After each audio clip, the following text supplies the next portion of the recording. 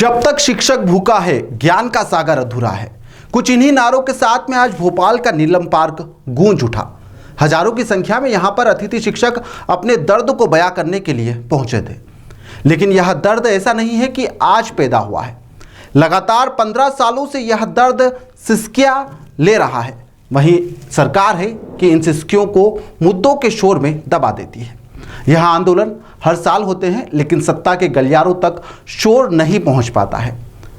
Park और सड़कों तक यह आवाजें गूंज कर खत्म हो जाती हैं। लेकिन इस बार अतिथि शिक्षक महासंघ के बैनर तले एक बड़ा प्रदर्शन भोपाल में शुरू हो गया है और शायद यह प्रदर्शन आने वाले चुनाव में मौजूदा सरकार को नुकसान भी पहुंचा सकता है। नमस्कार, मैं हूं हेमंत और आप देख रहे हैं दिल लपेटा। लगातार अतिथि शिक्षक के मुद्दे को हम उठाते आए हैं और ऐसे में अगर आप अपनी आवाज़ को और भी बुलंद करना चाहते हैं तो हमें सब्सक्राइब कर लीजिए और अपने साथियों को भी कहें, ताकि आपकी आवाज़ जो हम सरकार के कानों तक पहुंचाना चाहते हैं वो उतनी दमदारी से पहुंच सके। दरअसल 21 फरवरी का दिन था। भोपाल के नीलम पार्क में प्रदेश के अतिथि शिक्षकों का जमावड़ा था। हर शहर से यहाँ पर सरकार को जगाने के लिए सैकड़ों की संख्या में अतिथि शिक्षक आए हुए थे। अपनी कई मांगों को लेकर भोपाल आए हुए अतिथि शिक्षकों की मुख्य मांग नियमितीकरण की थी। हजारों की संख्या में यहाँ पर शिक्षक पहुंचे थे और उन्हें लगा था कि सरकार की ओर से कोई नुमाइंदा आएगा और उनसे बात करेगा, लेकिन ऐसा बिल्कुल भी नहीं हुआ। क्या कुछ हुआ, चलिए आपको सुनाते हैं। जी, क्या मांग है? हमारी मांग एक सूत्री मांग है, केवल हमारी विभागीय परीक्षा लेकर नियमित किया जाए। हम विगत 15 वर्षों से अल्प मानदेय में शासकीय शालाओं में अध्यापन कार्य कर रहे हैं, परंतु सरकार द्वारा हमारे भविष्य को लेकर कोई ठोस कदम नहीं उठाए हैं।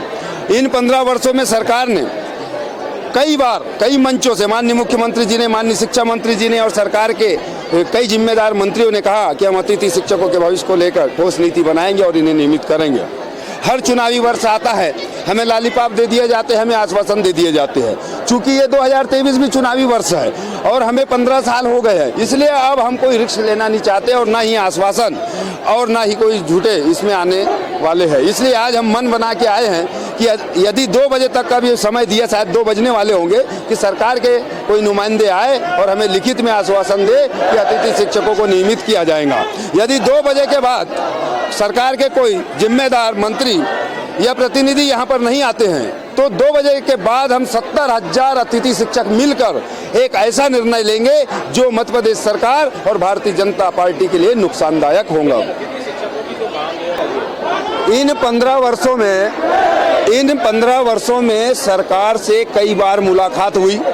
तत्कालीन जब जो शिक्षा मंत्री रहे उनसे बात हुई। आदरणीय पारस जैन जी जब मध्य प्रदेश के शिक्षा मंत्री थे, 2016 की बात है, उस समय सरकार ने माननीय पारस जैन जी की अध्यक्षता में एक कमेटी भी बनाई और उस कमेटी में 2 सदस्य हमारे संगठन के भी लिए। उस कमेटी की एक बैठक हुई, उसके बाद नहीं हुई। फिर कमलनाथ सरकार आई 2019 में, डॉक्टर गोविंद सिंह जी के अध्यक्षता में 2 मंत्री के साथ में उन्होंने भी एक समिति गठित की, परंतु उस समिति की भी आज तक कोई अता पता नहीं है। कुल मिला के हम लोगों का दोनों पार्टियों ने शोषण किया।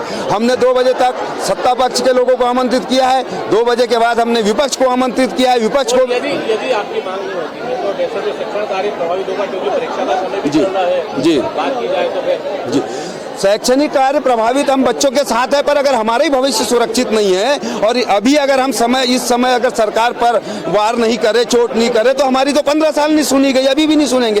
परंतु ये चुनावी वर्ष है और इस वर्ष हम 70,000 अतिथि शिक्षक पूरे परिवार और बच्चों के साथ, यदि सरकार हमारे पक्ष में फैसला नहीं लेती है तो हम सरकार के विरोध में जाएंगे। हम खुला चैलेंज कर रहे हैं। वर्षों से अनुभव होने के बाद भी अतिथि शिक्षकों का भविष्य सुरक्षित नहीं है।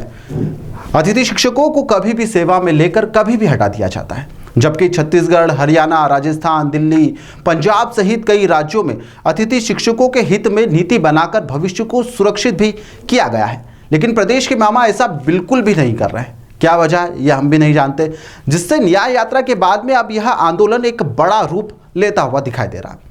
इनके इस आंदोलन से आखिर प्रदेश में आने वाले चुनावों पर क्या असर पड़ेगा, आप हमारे कमेंट बॉक्स में अपनी प्रतिक्रिया देकर जरूर बताइएगा।